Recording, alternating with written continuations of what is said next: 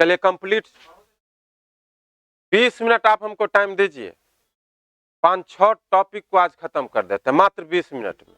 ठीक है, 20 मिनट में आपका जो परीक्षा में संभावित है, और इसी तरीके से 20-20 मिनट का हम जो है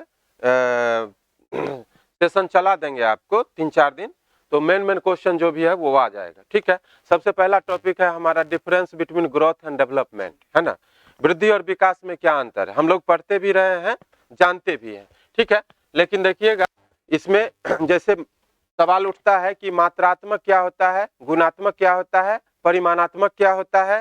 ठीक है, तो इन चीजों को सीधा सीधा आप ये समझिए कि जहां पर लंबाई, चौड़ाई, वजन, भार, इस तरह का जो जिसका कुछ इकाई होता है, उस चीज को अगर हमें निर्देशित करना हो, बताना हो, तो वहां पे विकास होगा या वृद्धि होगा।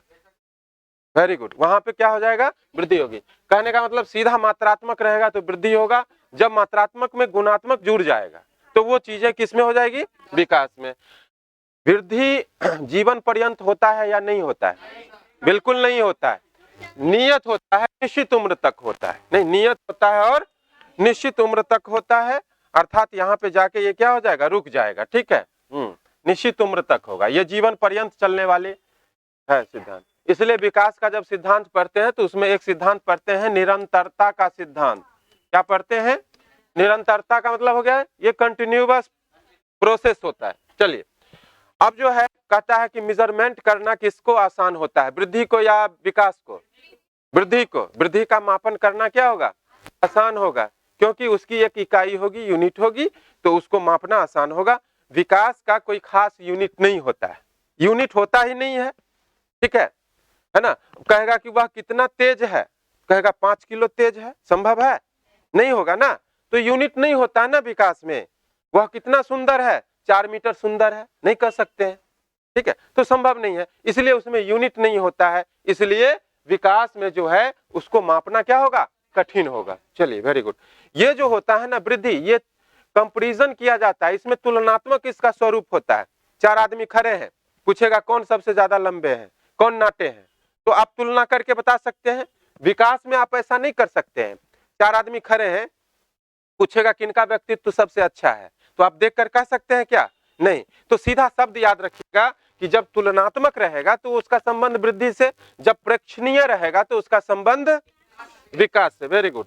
अब जो है कहता है कि वृद्धि और विकास में संकीर्ण कौन है और व्यापक कौन है। ठीक है, तो संकीर्ण का मतलब क्या हो गया, छोटा, और व्यापक का मतलब क्या हो गया, बड़ा, है ना। हाँ, अब देखिए वृद्धि जो होता है वो क्या होता है, एक दिशीय होता है। जैसे आपने एक कोई पौधा लगाया, ठीक है ना, इसका एक जड़ होगा और एक तना होगा। ठीक है, तो इसका एक डायरेक्शन होगा, एक दिशीय होगा। ठीक है, लेकिन अगर विकास होता है तो विकास में हमने क्या पढ़ाया था, विकास बहुआयामी होता है। विकास क्या होता है, बहुआयामी होता है, SMP-S, है ना, इस तरीके से। हाँ, मोरल एजुकेशन, नैतिक विकास, सामाजिक विकास, मानसिक विकास, शारीरिक विकास, संवेगात्मक विकास, बहुत सारे आयाम होते हैं विकास के। इसलिए जब रहेगा कि वृद्धि क्या होगा तो एक दिशीय होगा, विकास क्या होगा, बहुआयामी होगा। ठीक है, तो इन चीजों को आप देख रहे हैं। विकास जो है अपने आप में एक व्यापक अवधारणा है, बहुत बड़ा कॉन्सेप्ट है, नहीं। और स्वाभाविक है कि जब किसी भी व्यक्ति का विकास को जानना होता है तो किसी एक पक्ष को देख करके आप उसके विकास का आकलन नहीं कर पाएंगे, है ना, विकास का आकलन नहीं कर पाएंगे, लेकिन वृद्धि का आकलन आप कर पाएंगे। तो ये बातें होती हैं वृद्धि और विकास में, मुख्य रूप से यही डिफरेंसेस है। यहाँ से क्वेश्चन आते रहे हैं सीटेट में। अब आगे देखिएगा कि ये तो आपको पता ही है, क्वेश्चन पूछा भी हुआ है कि विकास के मुख्य आयाम कितने हैं, 4 हैं। ठीक है, विकास के मुख्य आयाम कितने हैं, 4 हैं। मानसिक है, शारीरिक है, संवेगात्मक है या सामाजिक है। कभी कभी सीटेट वाला बदमाशी करता है, शब्द को बदल लेता है, तो मानसिक के जगह पे आपको संज्ञानात्मक या बौद्धिक हो सकता है, शारीरिक के आकारिकी के रूप में इसको जान सकते हैं, संवेगात्मक को भावात्मक कह सकता है। तो इस तरीके से आप देख लीजिएगा, लेकिन मुख्य आयामों की संख्या विकास की कितनी हो सकती है, 4 ही होगी। ठीक है, मनोवैज्ञानिक नहीं हो सकता है, मनोवैज्ञानिक तो विचारधारा है ना। मनोवैज्ञानिक क्या है, एक विचारधारा है, वह विचारधारा जो जनरलाइज होता है, सामान्य होता है। हमारी सोच आपकी सोच अगर एक है तो वो मनोवैज्ञानिक सोच है, क्या वो एक कॉन्सेप्ट है, विचारधारा है, वो अलग बातें हैं, ठीक है। के सिद्धांत से क्वेश्चन आते रहे हैं लेकिन डायरेक्ट नहीं आते हैं, मतलब एक एग्जाम्पल देकर के आपसे पूछता है, ठीक है। हाँ, तो इसमें क्या क्या सिद्धांत हो सकते हैं आप हुए हैं कि विकास निरंतर चलने वाली प्रक्रिया है, विकास जो है सभी में एक जैसा नहीं होता है, अर्थात विभिन्नता का सिद्धांत यहाँ काम करती है, विकास की दर सभी में समान नहीं होती, अर्थात विकास की दर सभी में अलग अलग होती है। विकास क्रम का सिद्धांत कहता है कि एक ही पिताजी के 4-5 बच्चे हैं तो सभी बच्चों का विकास एक ही जैसा हो, ये नहीं कहा जा सकता है। विकास क्रम से संबंधित ये चीजें हो गई। दूसरी बात में एक चीज और हो सकता है अवस्था, कि जैसे विकास की दर सबसे अधिक शैशवावस्था में होगी, उससे कम बाल्यावस्था में होगी, उससे कम किशोरावस्था में, उसके बाद कमते चला जाएगा। रेट, डेवलपमेंट का रेट, ग्रोथ, ये जो है ना दर कमती, ठीक है। तो ये सब चीज याद रखिएगा। विकास की दिशा में आप पढ़े थे 3 तरह से, एक प्रोक्सिमो डिस्टल पढ़े थे, स्यूडोकोडल पढ़े थे, है ना, एक वर्तुलाकार भी आप पढ़े थे, है ना। तो ये जो है डायरेक्शन की जब हम बात करते हैं, जैसे सिर से पैर की ओर, मस्तकोभिमुख स्यूडोकोडल, नहीं, जब कहेगा केंद्र से परिधि की ओर तो वो क्या होगा, प्रोक्सिमो डिस्टल, ठीक है, अधोमुखी विकास। और एक होता है वर्तुलाकार विकास, क्लॉकवाइज जो होता है, एंटी क्लॉक या क्लॉकवाइज, तो उसको हम क्या कहेंगे, वर्तुलाकार दिशा, ठीक है। तो दिशा के सिद्धांत पढ़िएगा। समान प्रतिमान का सिद्धांत हरलॉक महोदय ने दिया था, कहा था कि समान जीव समान जीवों की उत्पत्ति करता है, समान समान की उत्पत्ति करता है। तो ये समान प्रतिमान का सिद्धांत हो गया। जैसे आपने आम का पेड़ लगाया तो उसमें अमरूद नहीं फलेगा, तो ये एग्जाम्पल था, ये किस सिद्धांत के अनुसार काम करेगा, समान प्रतिमान का सिद्धांत। अब है परिपक्वता का सिद्धांत, कि विकास में जो है जैसे जैसे आप मैच्योर होते जाइएगा तो विकास भी उसी रेशियो में आपका बढ़ते चला जाएगा, है ना। मैच्योरिटी का आपने जीन पियाजे का संज्ञानात्मक विकास पढ़ा, उसका आधार भी क्या था, आयु और परिपक्वता, आयु और परिपक्वता, अर्थात परिपक्वता हमारे विकास को प्रभावित करेगा, ठीक है। अब देखिए प्रत्यागमन का सिद्धांत भी इसमें होता है। विरोधी गुण जो है माता पिता से उल्टा गुण जब आएगा तो वो क्या हो जाएगा, प्रत्यागमन का सिद्धांत। इसमें जो है प्रकृति और पोषण दोनों प्रभावित करता है हमारे विकास को, नहीं, प्रकृति हमारे वंशानुक्रम को निर्देशित करता है और पोषण जो है वो पर्यावरण या वातावरण को दर्शाता है, ठीक है। अब जो है विकास की प्रमुख अवस्थाएं आप पढ़ेंगे, जिसमें सबसे ज्यादा जो है आपको 4 के बारे में जरूर पढ़िए। एक प्रसव पूर्व जिसको गर्भावस्था कहते हैं, एक शैशवावस्था और एक बाल्यावस्था और एक किशोरावस्था, उससे आगे क्वेश्चन पूछता नहीं है। तो इसी 4 के बारे में मेन जो क्वेश्चन है उसको हम लोग देख लेंगे। सबसे पहले प्रसव पूर्व अवस्था को देखेंगे। इसकी अवधि कितनी होगी बताइए, प्रसव पूर्व अवस्था अर्थात गर्भावस्था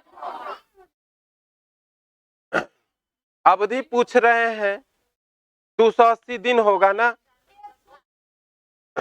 280 दिन, ठीक है। हाँ, अब देखिए इस अवस्था की कुछ खास बातें हैं। क्या खास बातें हो सकती है कि इसमें जो शिशु का जो ग्रोथ होता है, शिशु जो बनता है, तो उसमें कौन कौन से विकास होते हैं और कौन कौन से विकास नहीं होते हैं। अगर पूछा जाए कि नैतिक विकास गर्भावस्था में होता है, नहीं होता है। गामक विकास होता है, बिल्कुल होता है। गामक गति से संबंधित है, मूवमेंट से संबंधित है। तो गर्भावस्था में जो शिशु गर्भ में होता है वो मूवमेंट करता है, अर्थात उसमें गामक विकास होता है। शिरोपृच्छीय विकास जिसको शिरस्थ विकास सिर से पैर की ओर, वो होता है उसमें, क्योंकि बच्चे के पहले सिर का निर्माण होता है, बाद में पैर का निर्माण होता है। तो इसको ये इस अवस्था में ये विशेषता हो सकती है ना। पोषण और स्वास्थ्य गर्भावस्था में बहुत ज्यादा प्रभावित करता है बच्चे के भविष्य को, नहीं, हाँ, जच्चा और बच्चा दोनों को स्वस्थ रहना क्या है, जरूरी होता है गर्भावस्था में। तो इन चीजों पर गर्भावस्था में सबसे ज्यादा ध्यान दिया जाता है, ठीक है। तो मेनली ये चीज इसमें आपको देखना है। इसके बाद है आपको शैशवावस्था। शैशवावस्था जो है सामान्य रूप से 0 से 5 वर्ष तक हम कहते हैं, लेकिन कहीं कहीं पर एक बार पूछा हुआ भी था सीटेट में कि 0 से 2 वर्ष की जो अवस्था होती है उसको हम लोग क्या कहते हैं, शैशवावस्था। तो ये पूछा हुआ क्वेश्चन भी है एक बार सीटेट का, याद रखना है इसको। इसकी मुख्य विशेषता क्या होती है, तो शिशु अवस्था में जब 0 से 2 वर्ष के बीच में बच्चा रहेगा, शिशु रहेगा, तो उसकी खास बात क्या होगी, उसमें कामक क्रिया होगी, मूवमेंट तो है वो होगा, उसमें प्रतिवर्त क्रिया रिफ्लेक्सिव एक्शन होता है, ठीक है। उसके बाद है वस्तु अस्थायित्व का गुण उसमें होता है। जीन पियाजे ने भी इस बात को बताया था, 0 से 2 वर्ष संवेदी प्रेरक अवस्था में होता है। इसके बाद आपको भाषा का विकास सबसे ज्यादा महत्वपूर्ण है कि शैशवावस्था में होना शुरू हो जाता है। 1 वर्ष का कोई बालक है तो वह 2 शब्द या तार वाली भाषा बोलना, टेलीग्राफिक स्पीच उसको कहते हैं, वो शुरू होता है। और अगर पूछता है कि शैशवावस्था में शुरुआत में जो है भाषा की प्रकृति कैसी होती है, तो उसका आंसर होता है अर्धभाषी होता है। क्या होता है वो? अर्धभाषी होता है। किस अवस्था में? शैशवावस्था में। ठीक है, हाँ। तो इतना चीज आपको इसमें जानना है। क्या बोले बाबू? गामक क्रिया का संबंध जो है गति से होता है। जैसे हाथ ऐसे ऐसे कर रहा है बच्चा, पैर को फेंक रहा है, ठीक है, मूवमेंट उसमें हो रहा है, गति उसमें आ रही है, तो गामक विकास है। ठीक है, अब कहते हैं ना हड्डियों की संख्या मनुष्य में कितनी है? कितनी है? 206 है, लेकिन शिशु में हड्डियों की संख्या कितनी होगी? 300 से अधिक हो जाती है। ठीक है, तो वो सब हड्डियां जो होती हैं आपस में क्या होती हैं? जुड़ती हैं। और शैशवावस्था में नहीं, शैशवावस्था में सबसे ज्यादा होगी। जैसे जैसे आपको उम्र बढ़ेगा ना, तो 2 हड्डी एक से जुड़ जाता है। 2 हड्डी एक से जुड़ जाता है। अब जो 3 हड्डी है वो जुड़ के 1 हड्डी बन जाएगा। तो हड्डियों की संख्या घटेगी कि बढ़ेगी? घटेगी ना, हाँ घटेगी। ठीक है, यानी कहने का मतलब शैशवावस्था में ज्यादा होगा और जैसे आपका उम्र बढ़ेगा तो हड्डियों की संख्या घटेगी। लेकिन मनुष्य में हड्डियों की संख्या 206 होती है, इतना याद रखिएगा। शैशवावस्था में अधिक होती है। बाल्यावस्था में समाज से बाल्यावस्था को 3 भागों में बांटा गया है ना। एक होता है पूर्व बाल्यावस्था, मध्य बाल्यावस्था और उत्तर बाल्यावस्था। ठीक है, हाँ। तो सामान्य रूप में 3 से 5 वर्ष जो अवधि होता है उसको हम लोग पूर्व बाल्यावस्था कहते हैं। इसको उत्तर शैशवावस्था भी कह सकते हैं। उत्तर का मतलब बाद वाला, उत्तर का मतलब बाद वाला। तो शैशवावस्था के बाद वाला अवस्था और बाल्यावस्था के पहले वाला अवस्था को पूर्व बाल्यावस्था कहेंगे। खासियत क्या है इसमें कि इसमें अनुकरण करने की दर जो है वो ज्यादा होती है। बच्चा अनुकरण बहुत जल्दी करता है ना, दूसरों का नकल करता है। ठीक है, उसके बाद यह जो है अहं केंद्रित होता है स्वरूप इसका भाषा के क्षेत्र में। उसके बाद जीववाद की घटना इसमें होती है। बच्चे का सेंसेशन, बच्चे का चिंतन इतना होता है कि वह सजीव और निर्जीव में अंतर नहीं कर पाता है। निर्जीव वस्तुओं में भी यदि मूवमेंट है तो उसको सजीव मान लेता है। ये परिघटना जो है क्या कहलाएगी? जीववाद कहलाएगी। भाषिक दृष्टि से ये सबसे ज्यादा महत्वपूर्ण होता है। हम लोग जानते हैं कि भाषा जो है वो अर्जित किया जाता है। भाषा क्या किया जाता है? अर्जित किया जाता है। और जो बच्चा जिस माहौल में रहता है उसी भाषा को क्या करता है? अर्जित कर लेता है। तो भाषा के दृष्टिकोण से यह अवस्था अति संवेदनशील होता है।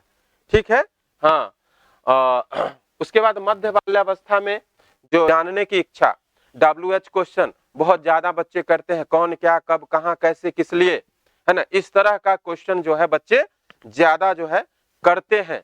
ठीक है, और बच्चे का सोच जो है वैज्ञानिक के सोच से मिलती है, इसलिए बच्चे को जीन पियाजे ने कहा नन्हा वैज्ञानिक होता है। ठीक है, ऊर्जाशील होता है। बच्चे की ऊर्जा बहुत ज्यादा होती है, बच्चा थकता नहीं है। इस अवस्था में बच्चा थकता नहीं है, उसको कितना भी काम आप दीजिएगा तुरंत तुरंत काम को पूरा करेगा, है ना। हाँ, तो ऊर्जा का बहुत ज्यादा जो है वो उपयोग करता है। उस समय जो है वह बच्चा काफी जो है कार्य के प्रति संवेदनशील रहता है। काम के प्रति क्या होता है? संवेदनशील। ये खासियत था किस अवस्था की? हाँ, तीनों बाल्यावस्था आप लोगों ने देख लिया। अब देखिए किशोरावस्था। किशोरावस्था को जीवन का संधि काल भी कहते हैं। 12 से 18 वर्ष इसकी अवधि होती है ना। जीवन का संधि काल किस अवस्था को कहते हैं? किशोरावस्था को। स्वर्णिम काल, जीवन का स्वर्ण काल भी इसी अवस्था को कहते हैं। और जीवन का कठिन काल भी इसी अवस्था को कहते हैं। ठीक है, इसमें बच्चे का जो चिंतन होता है अब वो बदल जाता है। पहले बच्चा जो बाल्यावस्था में मूर्त रूप से सोच रहा था, अब वो किस रूप में सोचेगा? अमूर्त रूप से बच्चा सोचना शुरू करेगा, है ना। और अमूर्त सोच को हम क्या कहते हैं? निगमनात्मक चिंतन। तो इसका विकास किशोरावस्था में हो जाएगा। समूह का सक्रिय सदस्य हो जाएगा। इसको जरूर नोट करिएगा, सक्रिय, क्योंकि समूह का सदस्य तो ये बाल्यावस्था में ही था। समूह बनाना कब शुरू किया था? बाल्यावस्था। लेकिन जब ये शब्द जुड़ जाएगा कि सक्रिय सदस्य किस अवस्था में है, तब आंसर क्या होगा? किशोरावस्था में। क्लियर? हाँ, तो इस तरीके से आपने देखा कि जीवन का अनोखा काल बाल्यावस्था को कहते हैं। हाँ, जीवन का अनोखा काल किस अवस्था को कहते हैं? बाल्यावस्था में एक चीज याद रखिएगा, खेल की आयु और खिलौनों की आयु। जब आपको खिलौनों की आयु पूछेगा तो पूर्व बाल्यावस्था, खेल की आयु पूछेगा तो उत्तर बाल्यावस्था। खत्म, बस इतना ही याद रखना है, इससे ज्यादा कुछ नहीं याद रखना है। चलिए आगे देखिएगा, आनुवंशिकता और वातावरण, इसका विकास जो है विकास से काफी संबंधित है ये, है ना। हमारे विकास में किसका योगदान होता है, आनुवंशिकता और वातावरण दोनों का। और दोनों में खास करके आपको जहां पे लिखा रहेगा कि दोनों के बीच के अंतः क्रिया का, वो ऑप्शन सबसे बेस्ट आंसर माना जाता है। ठीक है, कुछ चीज याद रखिएगा, जैसे प्रकृति पोषण विवाद है तो ये संबंधित किस चीज से है, आनुवंशिकता और वातावरण से। हाँ, आनुवंशिकता का संबंध प्रकृति से और वातावरण का संबंध किस चीज से, पोषण से। प्रकृति की तुलना किससे की गई है, बीज से या भूमि से, बीज से। इसकी तुलना किससे की गई है, बीज से। और पोषण की तुलना किससे की गई है, भूमि से। ठीक है, हाँ याद रखिएगा इन चीजों को। और अगर विकास करना है तो बीज की आवश्यकता भी है और भूमि की आवश्यकता, दोनों की हमें जरूरत है, दोनों के बिना हमारा विकास नहीं हो सकता। ठीक है, और ये ऑप्शन तो सबसे बेस्ट होता है कि विकास आनुवंशिकता तथा वातावरण के अंतःक्रिया का परिणाम है। एकदम गांठ बांध लीजिए, जहां भी दिखाई दे आंसर टिक मारिएगा। ठीक है, हाँ। अब देखिए एक इसमें नोट करने वाली बात क्या है कि विकास कभी भी योगात्मक नहीं होता है, विकास कभी भी योगात्मक नहीं होता है, ये गुणात्मक होता है। क्या होता है, गुणात्मक होता है। दूसरा चीज कि विकास में वातावरण और वंशानुक्रम का योगदान जो है कभी भी 50% नहीं होता है।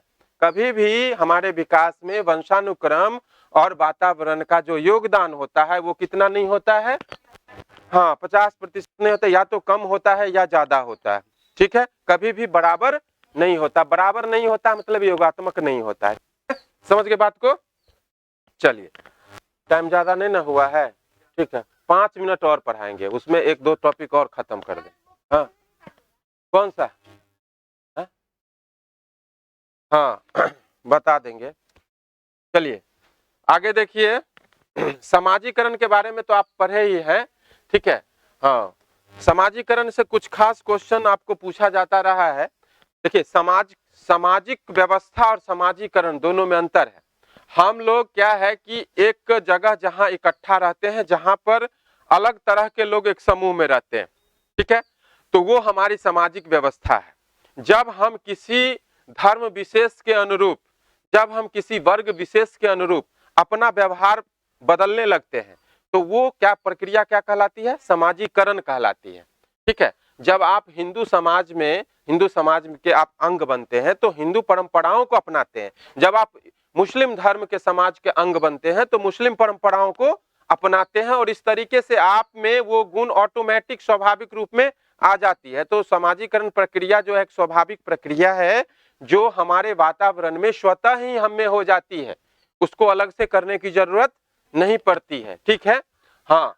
और समाजीकरण के लिए आपको अन्य लोगों के साथ संबंध बनाना जरूरी हो जाता है। ठीक है, हाँ वह व्यक्ति जो अकेले रहता है कभी भी सामाजिक नहीं हो सकता है ना। अरस्तु ने कहा कि मनुष्य एक सामाजिक प्राणी है। वह जो समाज में नहीं रहता है फिर भी अपना विकास करता है, या तो देवता है या दानव है, दो ही हो सकता है। हाँ हम मनुष्य हैं तो हमारा विकास तभी संभव होगा जब हम समाज के साथ अटैच में रहेंगे, संबंध में रहेंगे, है ना। और कोई भी व्यक्ति इंडिविजुअल नहीं जी सकता है, हमें दूसरे की मदद की जरूरत होती है, सामाजिक सहयोग की जरूरत होती है। आप वाइगोत्स्की को ले लीजिए, उन्होंने भी परस्पर निर्भरता की बात कही थी, अंतःक्रिया की बात कही थी। इसके बाद जो है आप ये किसका कहते हैं, जीन पियाजे का लीजिए, उन्होंने भी अनुकूलन की बात कहा था, समायोजन का बात कहा था। तो ये अनुकूलन जो है, समायोजन जो है, ये सब चीजें जो है हमारे समाजीकरण में मुख्य भूमिका निभाते हैं, है ना। हाँ अगर ये चीज नहीं हो तो हम समाज के साथ एडजस्टमेंट नहीं कर पाएंगे। ठीक है, और जब हम समाज के साथ एडजस्टमेंट नहीं करेंगे तो हमें समाजीकरण होगा नहीं होगा। ठीक है, तो अनुकूलन और समायोजन, इसका संबंध भी समाजीकरण से है। ठीक है, वाइगोत्स्की का संबंध भी समाजीकरण में है ना। तो वो कॉन्सेप्ट को आप यहां भी देख सकते हैं। ठीक है, अब देखिएगा कि समाजीकरण जो होता है वो अस्थाई नहीं होता है, गांठ बांध लीजिए, वो परिवर्तनशील होता है। समाज की प्रकृति, समाज का नेचर, हमारी परंपराएं कभी भी अस्थाई नहीं होती है, वो बदलते रहती है। हमारी सभ्यता, हमारी संस्कृति भी बदलते रहती है, परिवर्तनशील होती है।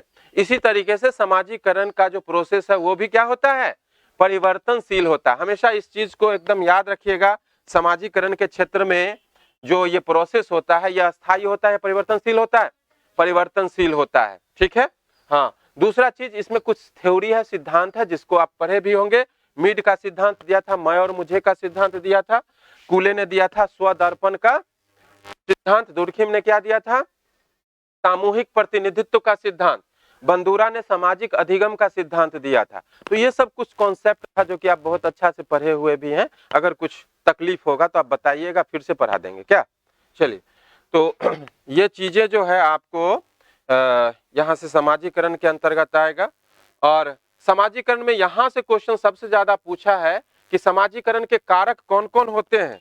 निश्चित रूप से ये आउट क्वेश्चन है, पेपर लीक वाला क्वेश्चन है, ये पूछेगा ही पूछेगा, श्योर है ना। तो समाजीकरण के कारक दो प्रकार के होते हैं, एक होता है सक्रिय कारक, एक होता है निष्क्रिय कारक। ठीक है, सक्रिय कारक को भी हम दो भागों में बांटते हैं, सक्रिय कारक को दो भागों में बांटते हैं। एक होता है प्राथमिक कारक, या इसी को कहते हैं मुख्य कारक। ठीक है, एक होता है गौण कारक, इसी को क्या कहते हैं, द्वितीय कारक। ठीक है, अब इसमें कौन कौन एग्जाम्पल आएगा वो क्वेश्चन शीटेट में पूछेगा आपको। ठीक है, जैसे प्राथमिक कारक में कौन कौन आएगा, परिवार, मित्र, पास पड़ोस जो है वो प्राथमिक कारक में आपको आएगा। और गौण कारक में जो है वो आपको क्लब, परिवेश, हाँ क्लब, परिवेश, समाज, विद्यालय, ये सब जो है द्वितीयक कारक में है। ओ अच्छा, हाँ तो द्वितीयक में ही आएगा, वो सब किस में आ जाएगा, द्वितीयक में आएगा। मतलब प्राथमिक कारक जो आपके परिवार से शुरू होता है, बच्चे का समाजीकरण कहाँ से शुरू होता है, तो जब परिवार से शुरू होता है तो प्राथमिक कारक में कौन होगा, परिवार होगा। ठीक है, वेरी गुड। अब एक क्वेश्चन एक बार पूछा हुआ है कि समाजीकरण के क्षेत्र में निष्क्रिय कारक कौन होगा, निष्क्रिय कारक कौन होगा, तो निष्क्रिय कारक होगा पुस्तकालय होगा, अस्पताल होगा, है ना। वह कारक होता है जहां पर टू वे कम्युनिकेशन नहीं होता है, टू वे कम्युनिकेशन नहीं होता। देखिए संस्था में कुछ ऐसे संस्था हैं जहां पे आपको समाजीकरण होता है। अब जैसे विद्यालय एक संस्था है, विद्यालय क्या है, एक संस्था है, तो विद्यालय से समाजीकरण तो हो सकता है, नहीं हो सकता है, हाँ। लेकिन वह संस्था जहां पे बहुत ज्यादा अटैचमेंट लोगों का नहीं है, ठीक है, हाँ। जैसे आपको पुस्तकालय में आप गए हैं, आप किताब पढ़ के लौट के चला आए घर, तो आपका कोई कंट्रीब्यूशन हुआ समाज के लिए, कोई बातचीत हुई किसी से, नहीं हुई ना, तो समाजीकरण उससे नहीं होगा, तो निष्क्रिय कारक हो गया। ठीक है, बात समझ में आ गई, तो ये क्वेश्चन ध्यान में रखना है, ठीक ना।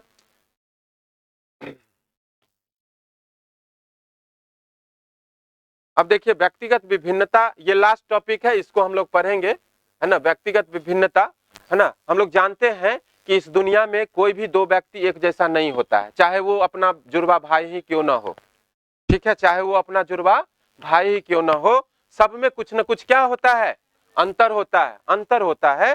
ठीक है, इसीलिए हम कह सकते हैं कि प्रत्येक बच्चे क्या होते हैं, प्रत्येक बच्चे विशिष्ट होते हैं, सामान्य नहीं होते हैं, सामान्य नहीं होते, प्रत्येक बच्चे विशिष्ट होते हैं, है ना। और हमारा जो टीचिंग है, इसीलिए हम जब क्लास में पढ़ाने के लिए बच्चों के बीच जाते हैं तो हम एक जैसा नहीं पढ़ाते हैं, एक जैसा हम नहीं पढ़ाते हैं, जिस बच्चे की जैसी आवश्यकता होती है हम वैसा पढ़ाते हैं। तो इस तरह के पढ़ाई को क्या कहते हैं, विभेदित अनुदेशन कहते हैं। ये नया टर्म्स है, याद रखिएगा, क्या कहते हैं, विभेदित अनुदेशन कहते हैं। अर्थात हमारे पढ़ाने का तरीका एक जैसा होगा कि अलग अलग होगा, अलग अलग होगा, जैसा बच्चा वैसा टेक्निक। तो उस टर्म्स को क्या हम लोग बोलेंगे, विभेदित अनुदेशन बोलते हैं, हाँ। अब जैसे बाल केंद्रित शिक्षा है, तो बाल केंद्रित शिक्षा किस पर आधारित है, व्यक्तिगत विभिन्नता पर। ये चीजें भी बाल केंद्रित शिक्षा किस पर आधारित है, व्यक्तिगत विभिन्नता पर। ठीक है, ये सब ऑप्शन ही रहते हैं। ठीक है, अब जैसे कि समावेशी शिक्षा है ना, समावेशी शिक्षा कहते हैं सबों को शिक्षा प्राप्त करने का अधिकार है और समान शिक्षा प्राप्त करने का अधिकार। तो ये भी किस पर आधारित है, व्यक्तिगत विभिन्नता पर। तो ये चीजें जो है आपको व्यक्तिगत विभिन्नता से संबंधित कॉन्सेप्ट था और कहता है कि शिक्षा का नैसर्गिक अधिकार है, सभी को शिक्षा पाने का अधिकार है। अब तो शिक्षा को मौलिक अधिकार में जोड़ दिया गया, नहीं, हाँ, किस अनुच्छेद में? अनुच्छेद 21 के क में, नहीं, हाँ 21 का क में है, 321 नहीं, 21 के क में, हाँ 21 के क में होगा, ठीक है। हाँ, तो ये हमारे मौलिक अधिकार में अब 6 से 14 वर्ष तक के बच्चों को, अब तो खैर 14 वर्ष तो कहना उचित नहीं होगा, एनईपी 2020 आ गया ना, हाँ, तो वहां पर कितना बढ़ा दिया है? 18 वर्ष कर दिया बाबू, हाँ 18 वर्ष कर दिया फंडामेंटल एजुकेशन को, ठीक है। हाँ, तो वो चीज फिर चेंज होगा धीरे धीरे, याद रखिएगा इसको। चलिए ये लास्ट हो गया, थोड़ा सा इसको देख लीजिए, ये क्वेश्चन काफी पूछता है एग्जाम में, है ना, इसको ध्यान में रखना है। क्वेश्चन ये है कि बच्चा जो होता है ना, सभी बच्चे तो विशिष्ट होते हैं, हम जानते भी हैं, तो बच्चे 2 प्रकार के होते हैं। बच्चे कितने प्रकार के होते हैं? बच्चे होते हैं 2 प्रकार के, एक होता है जिसको हम लोग कहते हैं सामान्य बच्चा, और एक होता है जिसको हम लोग कहते हैं विशिष्ट बच्चा, ठीक है। हाँ, तो सामान्य बच्चे के लिए तो कोई समस्या है नहीं, ये तो सामान्य रूप से पढ़ सकता है, लेकिन जो बच्चे विशिष्ट हैं उनके लिए विशेष प्रकार की शिक्षा की आवश्यकता होती है, ठीक है। अब विशिष्ट बच्चा में कौन आएगा? जैसे प्रतिभाशाली बालक, जैसे सृजनात्मक बालक, जैसे पिछड़ा बालक, मंदबुद्धि का बालक, समस्यात्मक बालक और दिव्यांग, ये सब विशिष्ट बालक होते हैं, ठीक है। अब जो है, आप चाहिएगा कि जिस तरीके से आप मंद बुद्धि वाले को पढ़ा रहे हैं उसी तरीके से प्रतिभाशाली को पढ़ाएं, तो संभव है? नहीं संभव है ना। हाँ, आपके पढ़ाने के टेक्निक में अंतर करना पड़ेगा, ठीक है। क्योंकि देखिए, जो बच्चा सृजनात्मक होते हैं उनका चिंतन क्या होता है? आउट ऑफ द बॉक्स होता है। जो बच्चे सृजनात्मक होते हैं उनका चिंतन क्या होता है? Out of the box. Out of the box का मतलब क्या हो गया? अभिसारी की अपसारी? अपसारी हो गया, अर्थात वो किसी भी समस्या के बारे में एक हल ढूंढते हैं या अनेक हल ढूंढते हैं? अनेक हल को ढूंढते हैं। तो जब बच्चा अनेक हल को ढूंढता है, समाधान को सोचता है, तो उसका चिंतन अपसारी होगा क्या अभिसारी होगा? अपसारी होगा। आउट ऑफ द बॉक्स का संबंध हो जाएगा आपको सृजनात्मक बालक से, ठीक है। हाँ, पिछड़ा बालक किसको कहते हैं? बोलिए जल्दी से, पिछड़ा बालक किसको कहते हैं? वह बालक जो अपनी कक्षा या अपने से एक नीचे की कक्षा के सवालों को बनाने में सक्षम नहीं होता, असमर्थ होता है ना। अपने से एक कक्षा नीचे की कक्षा के प्रश्नों को बनाने में जो बच्चा असमर्थ है उसको क्या बोलेंगे? पिछड़ा बालक बोलेंगे, ठीक है। मंद बुद्धि का बालक किसे बोलेंगे? जिसका आईक्यू लेवल कम है, जिसका आईक्यू लेवल क्या है? कम है, बुद्धि लब्धि कम है, उसको बोलेंगे। समस्यात्मक बालक किसको बोलेंगे? वह बालक जो कक्षा के वातावरण में व्यवधान डालता है ना, रुकावट डालता है, ठीक है, तो वो समस्यात्मक बालक है। रहेगा पूरे क्लास में, पूरे क्लासे को डिस्टर्ब करके रखेगा, है ना। हाँ, एक समस्यात्मक बालक सब पर भारी बन जाता है। तो उस तरह का बच्चा जो होगा, जो डिस्टर्बिंग एलिमेंट जिसको आप कहते हैं, पूरे कक्षा के माहौल को बिगाड़ने वाला, उसको क्या कहते हैं? समस्यात्मक बालक कहते हैं, ठीक है। दिव्यांग बालक जो शरीर के किसी भी अंग से, है ना, जो शरीर के किसी भी अंग से जो जिसका समुचित विकास नहीं हुआ है, हो सकता है कि आंख से अंधा हो, कान से बहरा हो, कंठ से गूंगा हो, ठीक है, पैर से लंगड़ा हो, ठीक है। तो इस तरह के जो बालक होंगे उसको हम क्या कहेंगे? दिव्यांग बालक। तो क्या आप बताइए कि अगर शिक्षण विधि आप जितना भी पढ़ते हैं, है ना, संश्लेषण, विश्लेषण, आगमन, निगमन, है ना, तो ये सब जो शिक्षण विधि है, क्या सभी बच्चों पर एक समान लागू किया जा सकता है? नहीं किया जा सकता है। सभी को पढ़ाने का तरीका अलग होगा, है ना, अलग अलग है, इसीलिए आप एक जैसा नहीं पढ़ा सकते हैं। तो इसको, इसी टर्म्स को विभेदित अनुदेशन कहते हैं, ठीक है। चलिए, बहुत कुछ आपने अभी देख लिया है, और कल जो है इसमें और भी जो भी क्वेश्चन होगा ना टिपिकल, उस तरह का हम ला करके आपको बता देंगे, शेयर करने। आउट ऑफ द बॉक्स जैसे भी रहेगा तो अपसारी होगा और सृजनात्मक होगा,